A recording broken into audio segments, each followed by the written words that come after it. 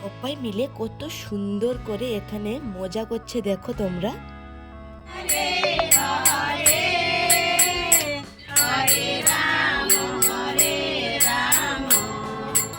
আশা করছি দেখেই বুঝতে পারছো এখানে হরিনাম সংকীর্তন হচ্ছে। আমাদের পঞ্চব্রতের শেষের দিনে একটা অনুষ্ঠানের আয়োজন করা হয়, আর সেই অনুষ্ঠানেই এইভাবে ঠাকুরের কাছে ভোগ লাগানো হয়। যেহেতু আমাদের গোপুসোনা আছেন, তাই গোপুসোনার কাছে আমাদের ভোগ লাগানো হয়। তাই সবাই মিলে একটু হরিনাম সংকীর্তন করছিল। তারপর দেখো বন্ধুরা, আমি তোমাদের সাথে আমাদের কি মেনু হয়েছে আজকে ওটাই শেয়ার করি। দেখো এদিকে রান্না কমপ্লিট। আমি আস্তে আস্তে, যেহেতু আমি এখানে থাকি না, চলো তোমাদের সাথে পুরো মেনুটাই আজকে শেয়ার করি। এই দেখো এদিকে সাদা ভাত, আর এদিকে কুমড়োর ঘন্ট, আর এদিকে ছিল আলু পটলের তরকারি, এটা জুসটা ছিল। আর এদিকে দেখো কি সুন্দর করে আলু পটলের তরকারিটা হয়েছিল। এই একটা দিনের জন্য সবাই কিন্তু ওয়েট করে থাকে।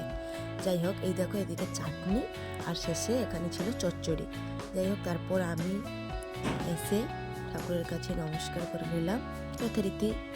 তারপর আমি কিন্তু খেতে বসে গেছিলাম। যেহেতু আমি অনেক লেটে এসেছিলাম, প্রায় অনেকে খেয়েও নিয়েছিল, আর আমিও কিন্তু ফাইনালি খেতে বসে গেছিলাম। এই দেখো আমাদের পাতা দিয়ে দিয়েছে আমাদেরকে। তারপর আমি আর আমার বোনু বসেছিলাম, আর একজন বোনু এখানে নেই। তারপর দেখো ফাইনালি সবাই এসে গেছিলো। তারপর আমাদের খাওয়া দাওয়াও স্টার্ট হয়ে গেছিলো। আজকে আমার ভয়েসটা একটু ডিফারেন্ট লাগবে, যেহেতু আমার শরীরটা ভালো নেই। আচ্ছা, আমি অনেকদিন ধরে ভিডিও দিতে পারছিলাম না, তার জন্য সরি।